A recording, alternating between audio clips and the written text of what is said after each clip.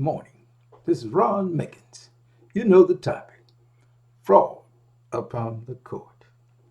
Judge Moore, 2nd DCA, Judge Goldstein, Judge Arcott, Federal District Court Judge Lazar, the 11th Circuit Court of Appeals. Their orders and judgments is void and of no legal force or effect for a number of reasons. Fraud upon the court, fraud in the procurement of jurisdiction, unlawful activities of the judges, denial and violation of due process and equal protection, no proper pleadings presented, a justiciable issue to the court, complaint, state no cognizable cause of actions against us. The judges' orders and judgments constitute crimes and torts against us, Ron and Gloria Mickens. State Attorney Jerry Hill conspired and agreed with the judges to convert the court into a machinery or mechanism for injustice instead of a court of justice. They conspired and agreed to convert the victims into being considered as the criminals, to convert the innocent into being considered as the guilty, and to convert the winners into being considered as the losers. That is fraud upon the court. Shockingly, outrageously, maliciously, recklessly, intentionally, pretextually, willfully, negligently, frivolously, and fraudulently. Jerry Hill, our main man, he frivolously and he fraudulently misrepresented that Ron and Gloria Mickens transferred our private real property to Damron Construction Company, which is in direct contradiction to Mrs. Canady, Miss Rewis, Miss Highsmith, Stewart Title Guaranty Company, Stewart Title of Polk, their testimonies, admissions, and confessions that they committed these criminal acts. Also, we want to make sure we point out too that Judge Moore made a fraudulent misrepresentation that we, Ron and Gloria Mickens, essentially desired and sought rescission. Those are the two major master lies, master material misrepresentations. Okay. State Attorney Jerry Hill, he conspired and agreed with the judges to obstruct justice, to obstruct a criminal investigation, to maliciously prosecute us, to maliciously abuse and misuse the legal process, to commit fraud upon the court, to commit treason against the Constitution, to war against the Constitution, to interfere with interstate commerce, to violate RICO, to violate their constitutional oath of office, and to deprive us, Ron and Gloria Mickens, of our constitutional and civil rights. Jerry Hill, come hell or high water, he was not going to criminally prosecute Miss Canady, Miss Rewis, Miss Highsmith, Stewart Title Guaranty Company, Stewart Title of Polk. So you gotta stay with me.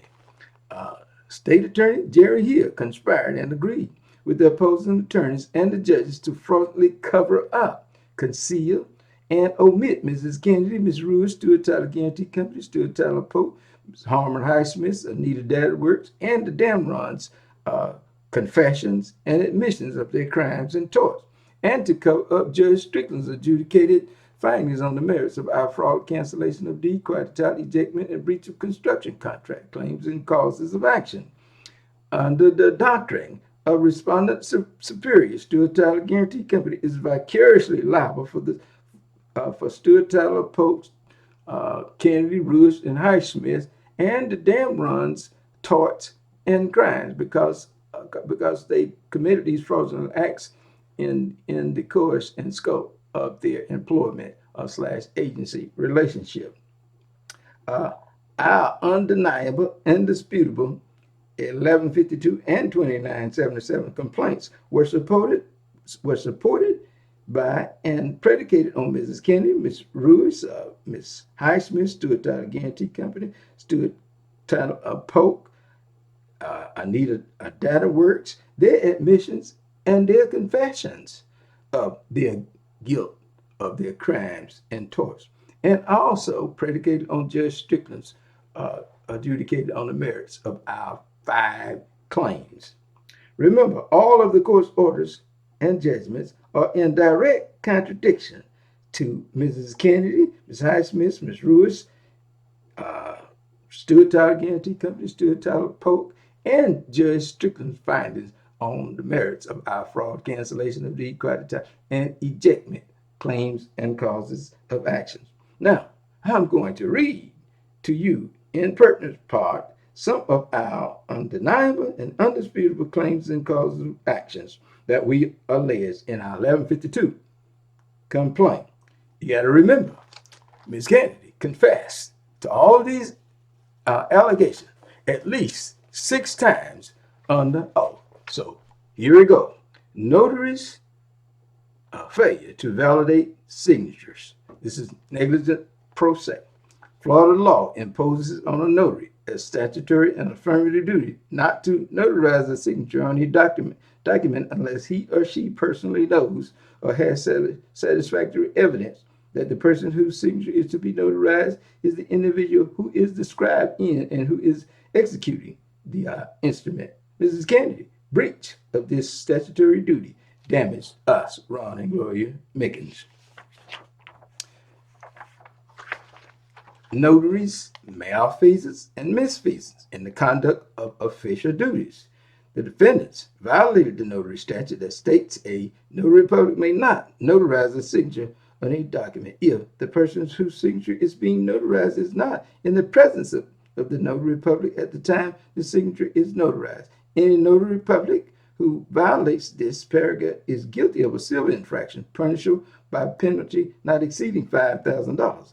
And that conduct constitutes malfeasance and misfeasance in the conduct of official duties.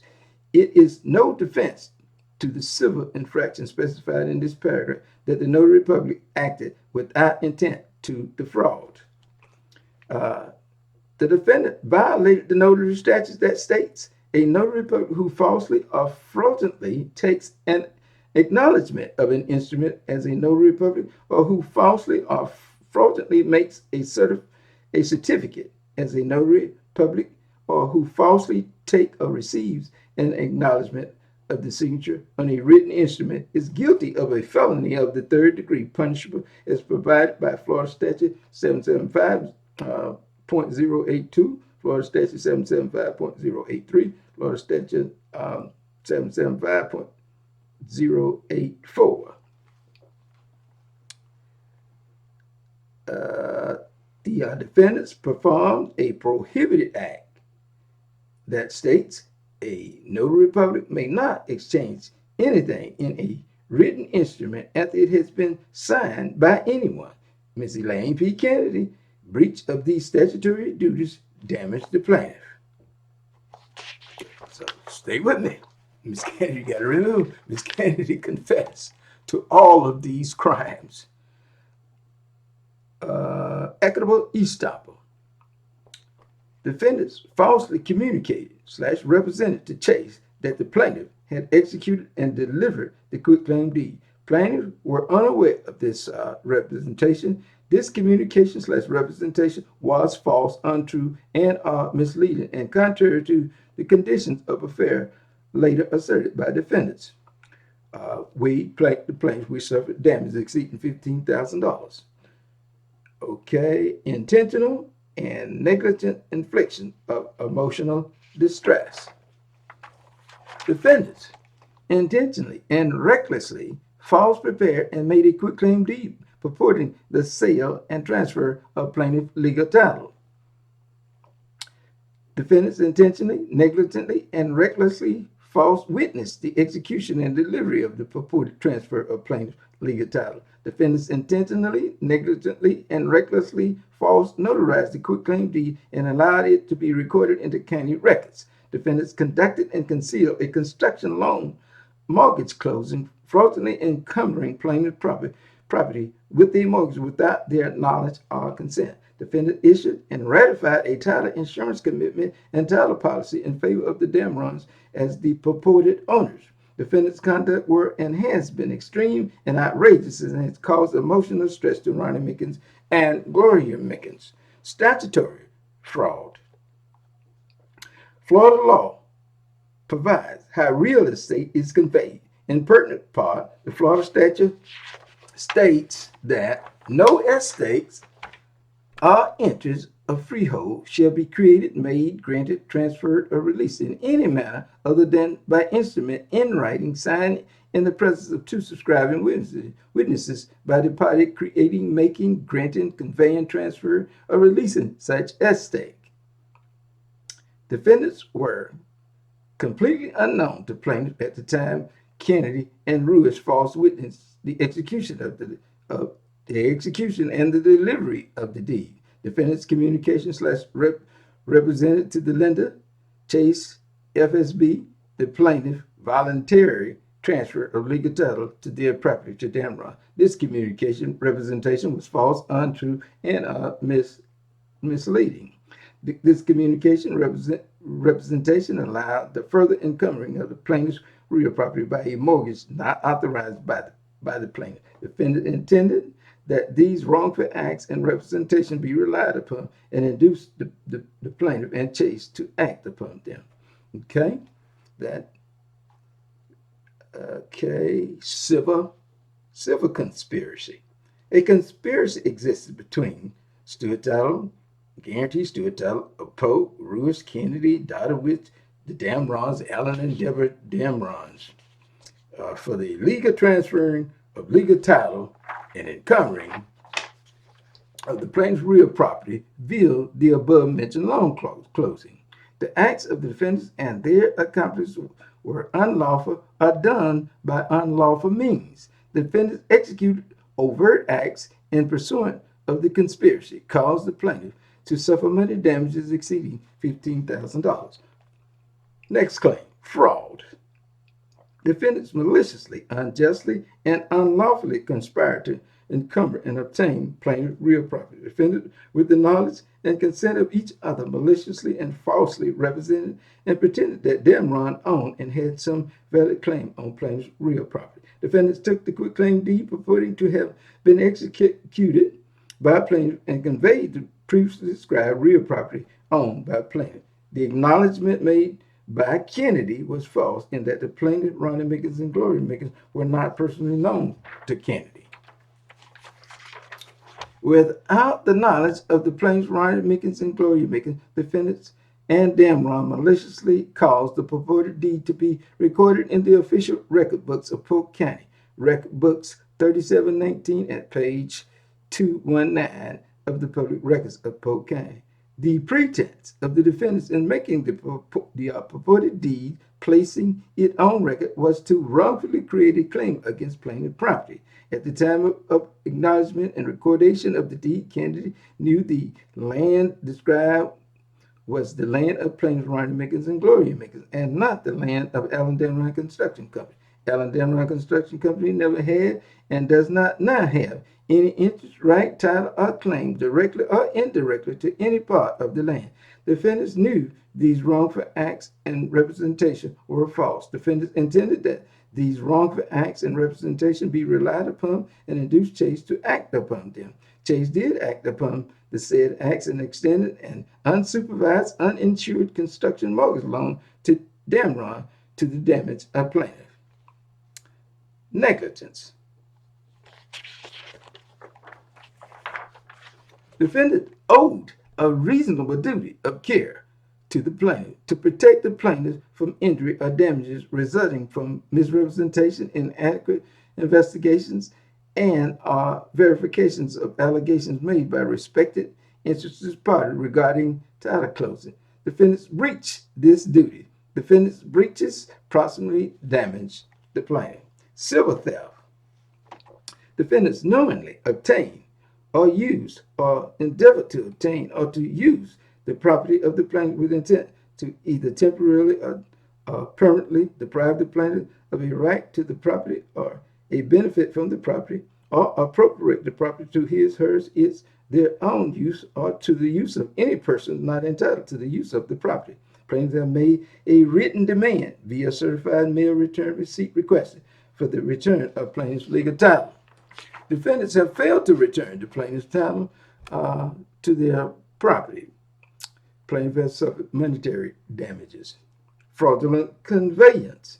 Defendants' actions involve the loan closing, to wit, the deed, making, execution, delivery, notarization, insurance commitment and recordation, the loan closing, the construction of a resident not complying with the terms of the contract, etc., was not authorized by the plaintiff.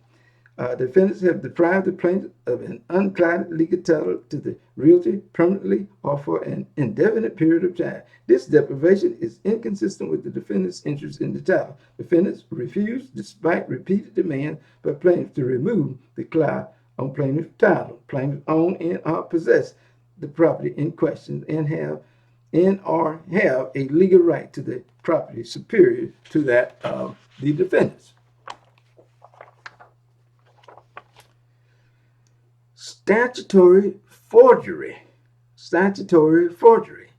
The defendant violated the forgery statute that states, whoever falsely makes, alters, forges, or counterfeits a public record or a certificate, return, or attestation of any clerk or register of a court, published register of a court, public register, okay, notary public, or any intent to injure or defraud any person shall be guilty of a felony of the third degree, punishable as provided in Florida statutes 775.082, 775.083, 775.084.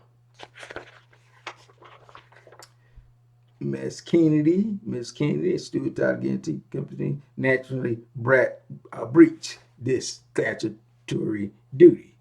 And we have forgery, uttering forged instruments. The defendant violated the forgery statute that states that whoever utters and publishes as true a false, forged, or altered record, deed, instrument, or other writings mentioned in Florida Statute 831.01, knowing the same to be false, altered, forged, or counterfeited with intent to injure or defraud any person shall be guilty of a felony of the third degree, punishable as provided in Florida Statute 775.082, 775.083, and 775.084. All right. So there we have it, ladies and gentlemen. Mrs. Canady, Stewart Title Guaranty Company, Stewart Title of Polk, they all had to admit and confess to these criminal and tort acts. But you have our state attorney, Jerry Hill, he's covering it all up. And he covered it up from the very beginning. The judges, they frivolous, they fake, they fraudulently, they rendered a $234,854 judgment in favor of the Damron based on a fraudulent misrepresentation that we, Ron and Gloria Mickens, failed to permit discovery. They rendered a frivolous, fake, fraudulent $202,615 fake judgment, foreclosure judgment in favor of Stewart Title Guaranty Company without standing, without a right of action, and without a cause of action. And like so with Stewart Title of Polk, Canady, Rewis, and Highsmith, they granted them a fraudulent judgment based on collateral estoppel, basically stating that if Stewart Title Guaranty Company had won, then they was entitled to win also too. So they gave them a judgment too. Can you imagine that, giving Canady and Rewis after you just heard all of these confessions by them? Okay, and these allegations has already been proven once when Judge Strickland entered judgment on our 5 claims. So stay with me. Jerry Hill conspired and agreed with the opposing attorneys and the judges to fabricate frivolous, fake, fraudulent judgments to set us up and to use as justification for first responders such as the sheriff's SWAT team to lock us up and to kill us for the free exercise and use, control, and enjoyment of our own private real property. Okay? So I hope you get the gist of it all. Jerry Hill and his major misrepresentation. And then Judge Moore took over in order to carry this thing out by making that frivolous, false representation saying that Ron and Gloria Mickens essentially desired and sought rescission. In other words, we're going to transfer all of our claims and causes of action in exchange for one claim where we're going to have to pay them. And they're going to be able to allow to create all of these fraudulent judgments. So I think you get the picture. You get it. In the words of Ida B. Wells, the way to correct wrongs is to shine the light of truth upon them. You got to subscribe. You got to share. I hope this all making sense. Jerry Hill in his cover-up from the very beginning. I know I'm kind of going on a little bit, but it all started too with his complaint affidavit. Oh, it's a lie. It's a fraudulent piece of junk that they just fake. Okay, everything that he did has been all 100% lies. Okay, so you got to hang in there because I'm coming back. I'm coming back. So I'll talk to you later.